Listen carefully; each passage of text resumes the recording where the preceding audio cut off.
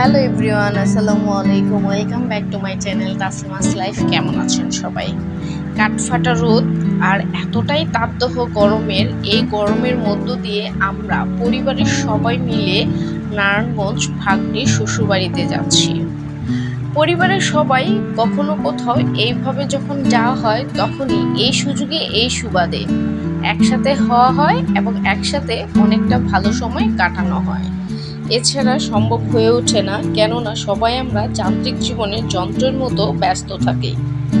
আলহামদুলিল্লাহ ভাগ্নির বাসায় চলে আসছি, আর এই গরমের মধ্যে আমরা যে যেখানেই যাই না কেন ঠান্ডা এক গ্লাস শরবত মাস্ট বি থাকবেই।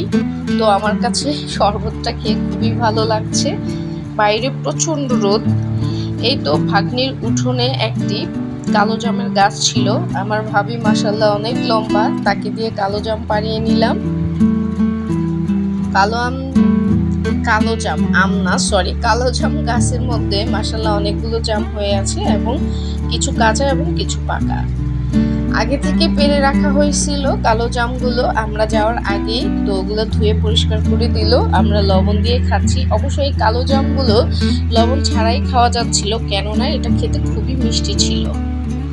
এই তো দুপুরের খাওয়া শুরু হয়ে গেল। দুপুরের মেনুতে মাশাআল্লাহ অনেক কিছু ছিল। মাছ ভাজা, ডিম, রোস্ট, মুরগির মাংস, গরুর গোস্ত এবং মুগ ডাল, সালাদ, পোলাও।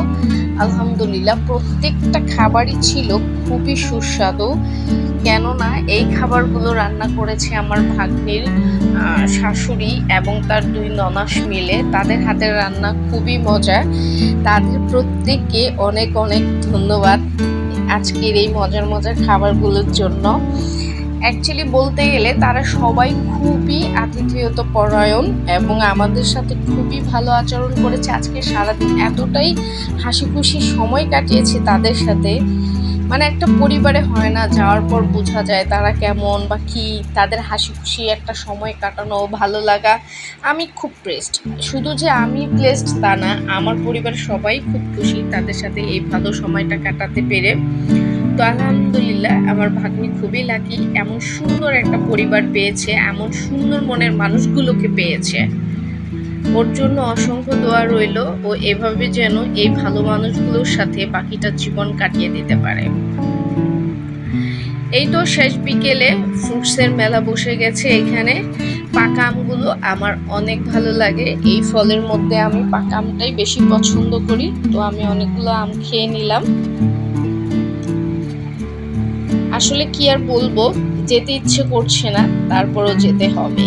এই বাড়ির সবগুলো মানুষ এতটাই ভালো, তাদের সাথে খুব ভালো সময় কাটিয়েছি আজকে। তো তাদেরকে আসলে সবসময় মনে থাকবে এবং কি আর বলার। মাশাল্লাহ মাশাল্লাহ মাশাল্লাহ।